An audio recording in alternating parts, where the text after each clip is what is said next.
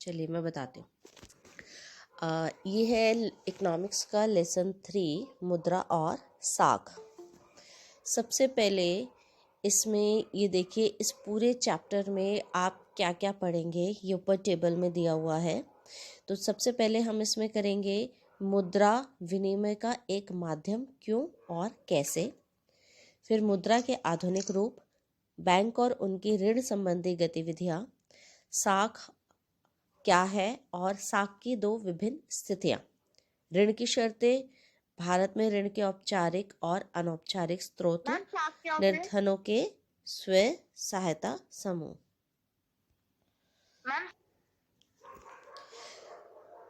तो जैसा आपने देखा, ये चैप्टर का नाम है मुद्रा और साख। तो ये दो पार्ट्स में डिवाइडेड है। मुद्रा और साख के बारे में हम पढ़ेंगे। तो पहले मुद्रा। मुद्रा क्या है? देखिए, हम रोज कुछ ना कुछ खरीदते हैं। आप लोग भी बाजार जाते हैं सामान लेने के लिए। तो हम जब सामान खरीदते हैं तो सामान खरीदने के बदले में हमें कुछ देना होता है। तो जो चीज़ हम बदले में देते हैं उसको बोलते हैं वो है विनिमय का माध्यम। तो मुद्रा एक विनिमय का माध्यम है। विनिमय क्या होता है? जब भी हम कोई चीज़ अदल बदल करते हैं ना, कि मैंने एक चीज़ दी और आपसे एक चीज़ ली, तो ये विनिमय है। तो हम लोग जब बाज़ार जाते हैं तो हम क्या करते हैं? विनिमय करते हैं ना। हम सामान खरीदते हैं तो हमें सामान मिलता है और उसके बदले में हम क्या देते हैं? रुपए देते हैं।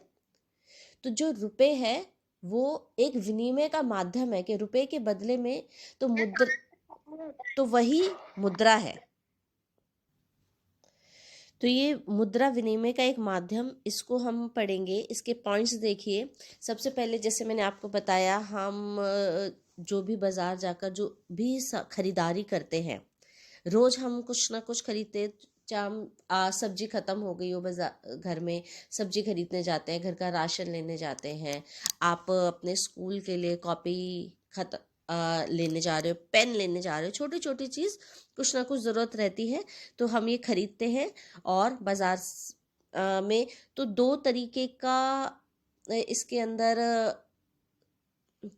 आपने खरीदा और दुकानदार ने आपको बेचा, दो तरीके की इसमें क्रियाएं होती हैं। ठीक है। तो जब हम खरीदते हैं तो ये जो खरीदना बेचना है ना, इसी को ही विनिमय कहते हैं। तो इस विनिमय में रुपए लेन देन के माध्यम के रूप में प्रयोग होते हैं। क्या आप जब बाजार जाते हो तो रुपए के अलावा कोई और सामान देकर आते हो खरीदने के बदले? कि अपने घर से आपको आलू लेना है और आलू खरीदने गए हो तो घर में प्याज रखी थी तो प्याज दिया है सब्जी वाले को, ऐसा नहीं होता ना। हम देकर आते हैं रुपए। तो रुपए यहाँ पर मुद्रा है। ठीक है। विनिमय का माध्यम यहाँ पर क्या है? रुपए। तो रुपए को हम मुद्रा कहेंगे। ठीक है। तो आज कल के समय में रुपए के बिना कोई भी लेन देन नहीं होता। तो इसलिए आज की मुद्रा क्या है? हमारे देश की मुद्रा क्या है? रुपए।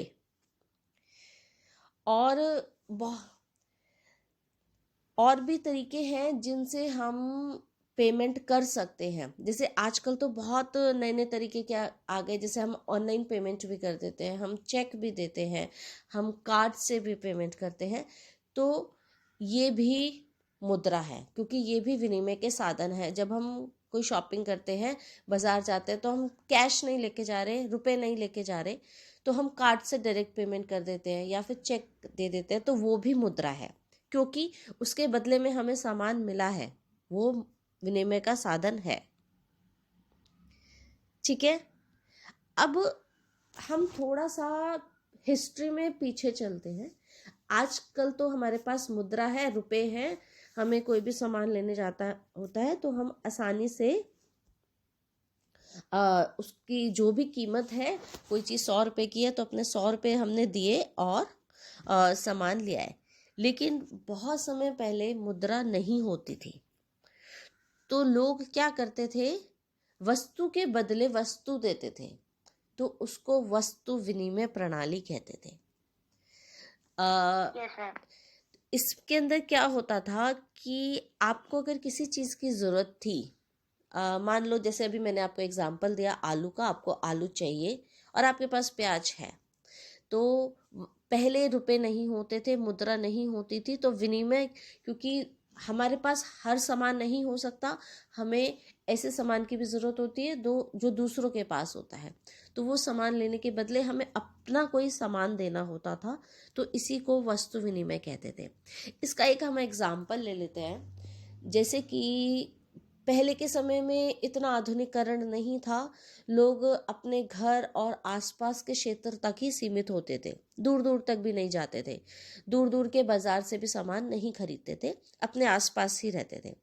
तो मान लीजिए एक किसान है,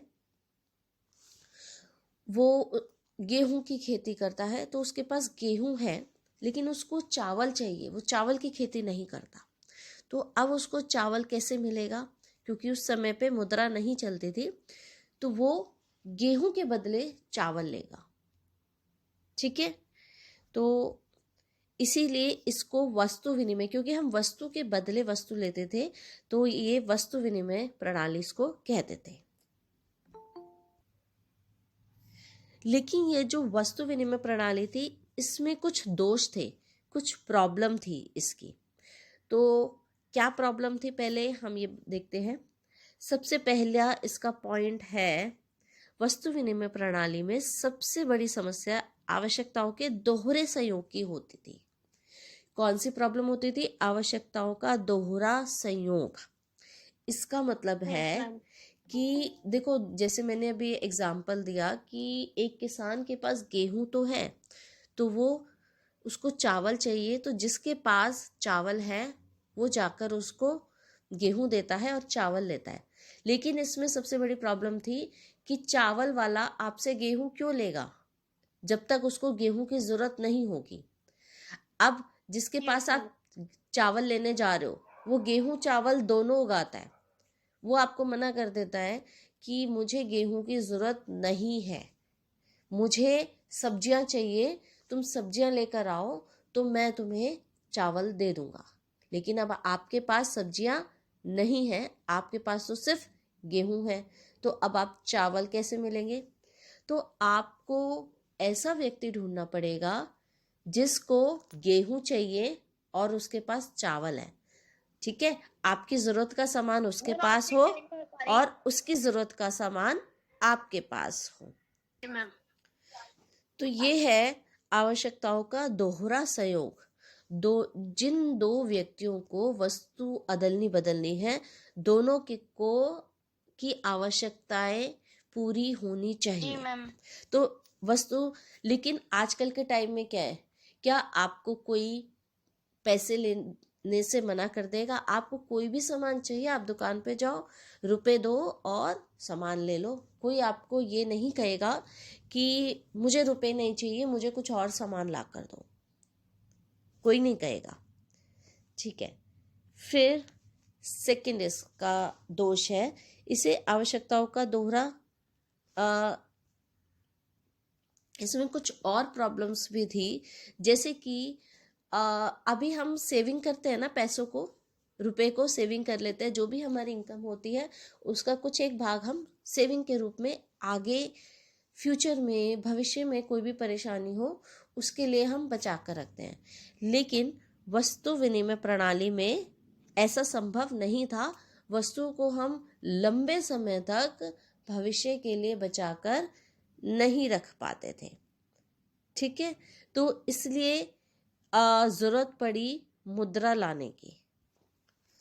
तो वस्तु विनिमय के हमने दोष करे, अब देखते हैं कि मुद्रा के गुण जिन्होंने विनिमय को आसान बनाया। हमें मुद्रा की जरूरत पड़ी क्योंकि बहुत सारी कमियां थी वस्तु विनिमय में। तो देखिए मुद्रा के क्या फायदे हुए।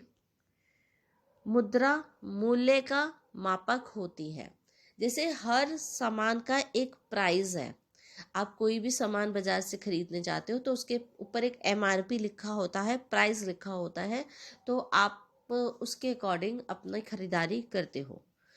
तो पहले वस्तु विनिमय में बड़ी प्रॉब्लम होती थी कि कितने गेहूं के बदले कितने चावल मिलेंगे। ठीक है, अभी भी आप जाते हो तो गेहूं का प्राइस अलग होता है, चावल का अलग होता है। तो ऐसे ही वस्तु विनिमय में कीमत तय करना बड़ा मुश्किल होता था। नेक्स्ट, विनिमय का बहुत ही सरल माध्यम है, कोई टेंशन ही नहीं है, आपके पास पैसे हैं, आप उससे जाकर खरीदारी कर सकते हो। इसके मूल्य को संचित किया जा सकता है, जैसे मैंने आपको बताया कि आप इसको भविष्य के लिए बचाकर रख सकते हैं। यह मूल्य को आसानी से हस्तांतरित कर सकती है। इसका मतलब, जैसे आप कोई सामान खरीदने जब जाते हो तो आपने रुपए जो लिए, आपके अभी तक आपके पास थे, आपने दुकानदार को दे दिए, इजीली वो अब उसके पास चले गए। दुकानदार को जिस चीज़ की ज़रूरत होगी वो आगे उस रुपए से वो सामान खरीद लेगा, तो वो एक के पास से दूसरे के पास हस्तांतरित होते रहते, खराब नहीं होते। पहले तो भी चीज़ें एक के पास से एक के पास जो वस्तुएं जाएंगी वो खराब हो जाती थी, तो रुपए एक हाथ से दूसरे हाथ में हस्तांतरित होते रहते हैं और सुरक्षित और सुविधाजनक होती है। आप इवन अपने ही देश में नहीं, आप दूसरे देश में भी जाना चाहते हो तो बहुत सिंपल होता है। देखो, हर एक देश की मुद्रा करेंसी अलग होती है। हमारे देश की करेंसी है रुपए, ऐसे ही अमेरिका की डॉलर है। तो बहुत सारी करेंसी होती है, रुपए है, डॉलर है, यूरो है, पौंड है। तो अगर आप किसी दूसरे देश में भी जाते हो तो आप अपनी करेंसी दीजिए, जो रुपए है उसके बदले में डॉलर ले लीजिए, आप वहाँ से शॉपिंग कर सकते हैं, वहाँ पे खरीदारी कर सकते हैं, कोई दिक्कत नहीं होगी। तो ये मुद्रा लाने की जरूरत ही इसलिए पड़ी क्योंकि वस्तु विनिमय में बहुत सारी दिक्कतें आती थी। अब देखिए, जैसे समय बदलता है तो बहुत सारी चीज़ों के रूप भी बदलते हैं। समय के अनुसार, ज़रूरत के अनुसार हमें नई नई चीज़ें यूज़ करते हैं। जैसे आपने देखा होगा, आपके पास फ़ोन होते थे पहले, पुराने टाइम के फ़ोन देखे होंगे आपने, जिसमें पहले तो फ़ोन होते ही नहीं थे, फिर ज़रूरत पड़ी कि किस तरीके से अगर कोई बाहर जा रहा है हमें खबर मिल जाए। लैंडलाइन फ़ोन आए जो घरों में रहते थे, फिर कॉर्डलेस आए, धीरे धीरे मोबाइल आए। अब आप लोग मोबाइल फ़ोन यूज़ करते हो तो बच्चों को पता देखिए, नए नए अपडेट्स आते रहते हैं, नए नए फीचर्स आते रहते हैं। पहले मोबाइल फ़ोन से सिर्फ फ़ोन कर सकते थे, फ़ोन आ सकता था, फिर धीरे धीरे उसमें कैमरा आया, फिर उसमें इंटरनेट आया, और आज तो आपको बहुत सारी चीज़ें, आप सारे टीवी तक आप फ़ोन में आ गया है। तो ज़रूरत के अनुसार और समय के अनुसार चीज़ें बदलती रहती हैं, और ऐसे ही मुद्रा में भी बहुत सी चीज़ें हमारी बदली है, मुद्रा का रूप बदला है। तो जैसे अब देखिए, मुद्रा एक ऐसी वस्तु है जो विनिमय का माध्यम होती है, ये मैंने आपको बताया। सिक्के या जो भी आपका रुपए हैं, सिक्के, उनसे पहले चीज विनिमय कैसे होता था? अनाज, नमक, कौड़ी, पशु के रूप में पशु मुद्रा के रूप में बहुत प्रयोग होते थे। ये माना जाता था जिस पे जितने ज्यादा पशु वो उतना ज्यादा अमीर। तो ये है कि जब शुरुआत से जो आज की मुद्रा हम यूज कर रहे हैं, कौन कौन सी मतलब स्टेजेस पे हमने पार किया है। तो सबसे पहले के टाइम पर वस्तुओं के बदले में हमसे सामान मिलता था, फिर पशुओं पे आ गए, उसके बाद सोने और चांदी के सिक्के चलने लगे। तो आपको कोई सामान चाहिए होता था तो तो जो सोने और चांदी के जो सिक्के होते थे उनके बदले में सामान लेते थे। सोना और भी धातुओं के सिक्के होते थे, तांबे के भी होते थे। तो इसमें जो एक फायदा हो जाता था कि जो हम भविष्य के लिए जमा नहीं कर पाते थे वस्तुओं को, वो हम इन सिक्कों में जमा कर लेते थे। आज भी हम सोने चांदी के सिक्कों को जमा करते हैं, ठीक है, लेकिन उसको पहले हम रुपए से खरीदते हैं, ठीक है। तो सोने चांदी और धातु के सिक्के आए, ये प्राचीन मुद्रा है। एग्जाम में आपको मुद्रा के रूप में आता है आधुनिक और प्राचीन मुद्रा। तो प्राचीन मुद्रा में आती है आपके सोने, चांदी और अन्य धातुओं के सिक्के, ठीक है। उसके बाद जो आधुनिक मुद्रा है, जो भी मुद्रा आप आज यूज कर रहे हो वो सभी आधुनिक मुद्रा है। ठीक है, तो आधुनिक मुद्रा में हम दो चीज लिए हैं। पहला है करेंसी।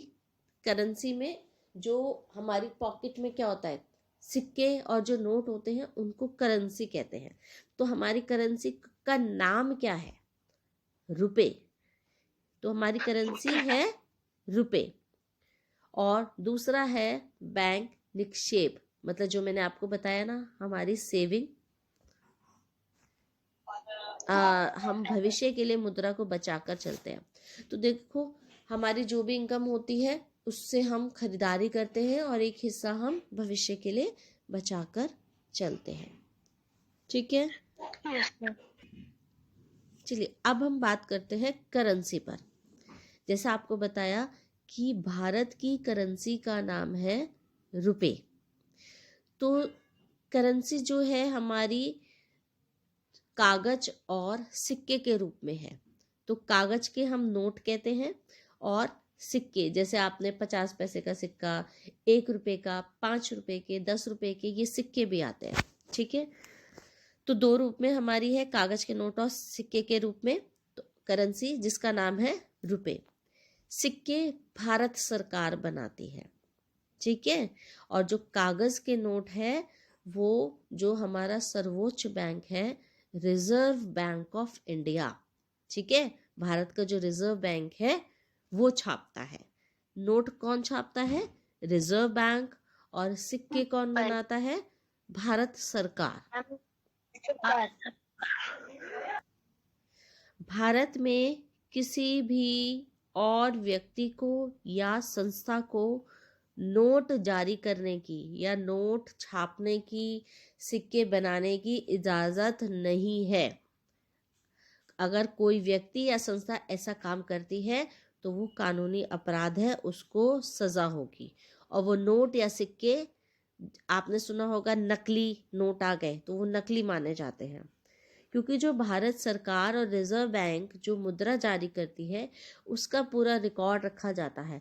आपने देखा होगा हर एक नोट पर एक नंबर लिखा होता है, तो वो उसका सीरियल नंबर होता है।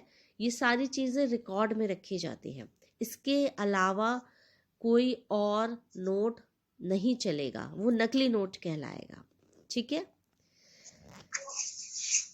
तो जो भारत सरकार या रिजर्व बैंक जो नोट छापता है ना, उसको हम वैध करेंसी कहते हैं। वैध मतलब लीगल, कानूनी रूप से मान्य। तो कानूनी रूप से मानने का मतलब क्या होता है, हर एक करेंसी कानूनी रूप से मान्य कब होगी।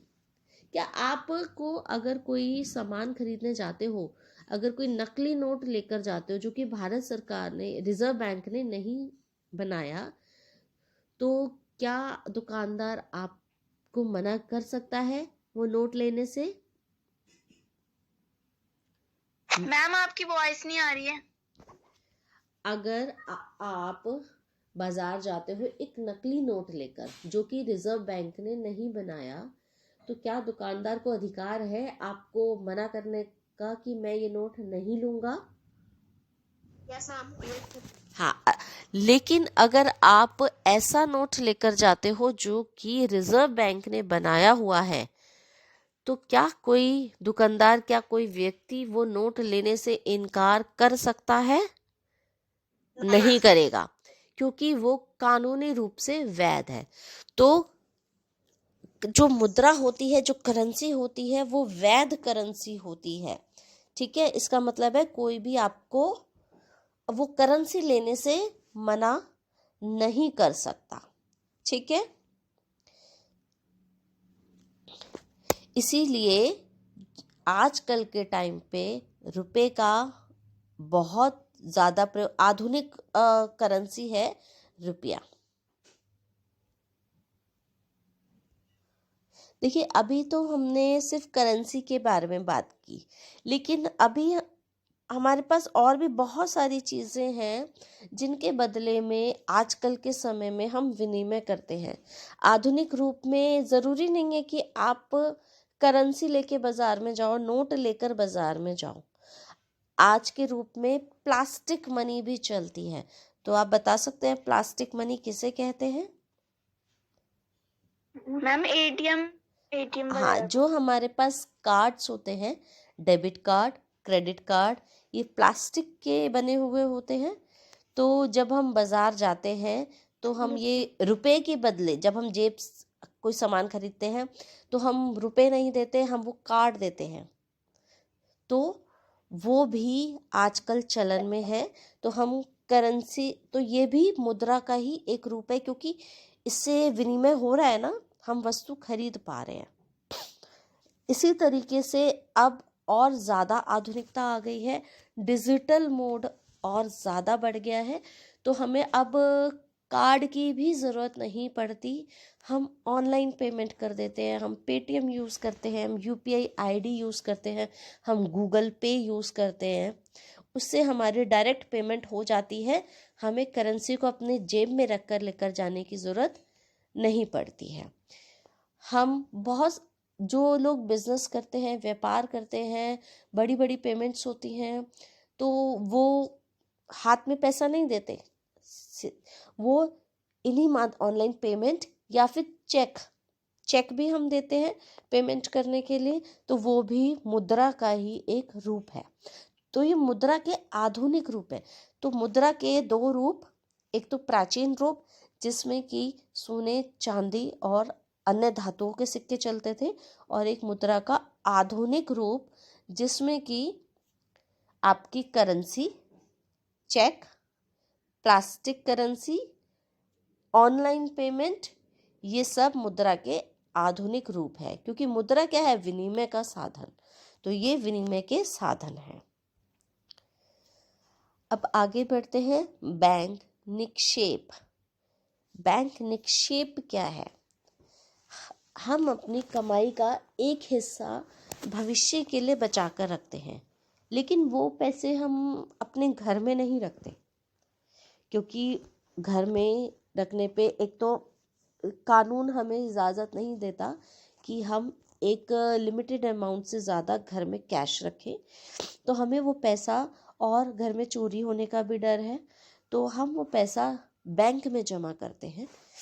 बैंक में पैसा जमा करने के लिए हमें बैंकों में खाता खोलना पड़ता है। तो जो बैंक के खातों में हम अपनी कमाई जमा करते हैं, उसी को बैंक निक्षेप कहते हैं।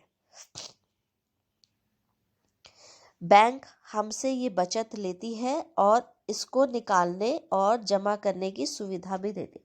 देखो, आपने जो पैसा बैंक में जमा किया है, वो पैसा हमारा है, उस पर हमारा अधिकार है, हम उसको बैंक से कभी भी ले सकते हैं। बैंक हमें वो पैसा देने से मना नहीं कर सकता। तो बैंक हमें ये सुविधा देता है कि हम बैंक में जाके पैसे जमा कर दें, और जब हमें ज़रूरत पड़े तो हम इसको निकाल लें।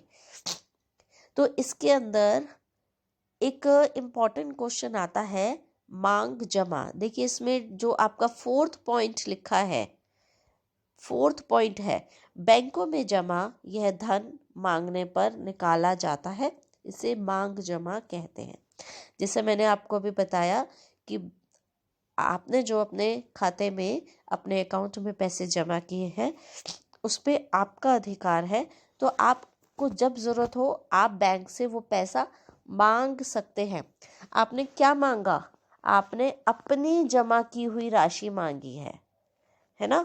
तो इसलिए जब आप वो पैसा मांगते हैं बैंक से, वापस अपना पैसा निकालते हैं, तो उसको मांग जमा कहते हैं। तो मांग जमा किसे कहते हैं? अपना जमा धन जब आप बैंक से निकालने जाते हैं तो उसको मांग जमा कहते हैं। इसी जमा के आधार पर बैंक नकद भुगतान के स्थान पर चेक से भुगतान की सुविधा भी देता है। मान लीजिए दो लोग हैं, बिजनेस कर रहे हैं, और उनको पेमेंट, एक को दूसरे को पेमेंट करनी है, तो वो क्या करता है? उसको चेक दे देता है, और दूसरा व्यक्ति बैंक में जाकर वो चेक दे देता है। तो वो चेक के द्वारा सीधा का सीधा राशि दूसरे व्यक्ति के बैंक में अकाउंट में जमा हो जाती है। तो बैंक चेक के आधार पर भी तो आप जिस व्यक्ति ने चेक बनाकर दिया, जिसको पेमेंट करनी थी, उसके अकाउंट से पैसा निकल गया, लेकिन निकला किसके द्वारा? चेक के द्वारा। या आप अपने पैसे जब कैश में निकालने जाते हो तो भी आप चेक के द्वारा निकाल सकते हो। चेक आप लोगों ने देखा है चेक कैसा होता है?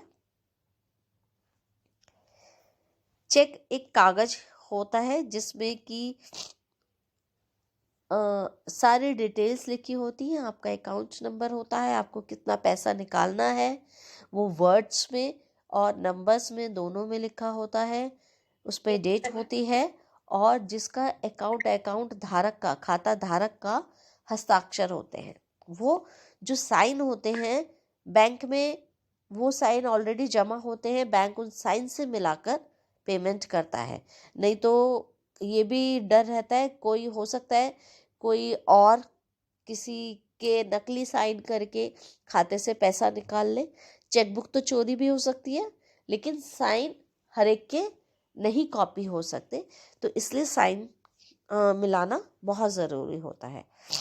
तो इसलिए चेक को भी मुद्रा के रूप में प्रयोग किया जाता है। और जैसा कि मैंने आपको डिजिटल लेन देन बताया कि हम डिजिटल लेन देन भी आजकल के समय पे कर सकते हैं, ऑनलाइन पेमेंट। जैसे उसके एग्जाम्पल आप सभी को पता है, पेटीएम, गूगल पे और यूपीआई, बहुत सारे आजकल ऑनलाइन पेमेंट के मोड खुल गए हैं।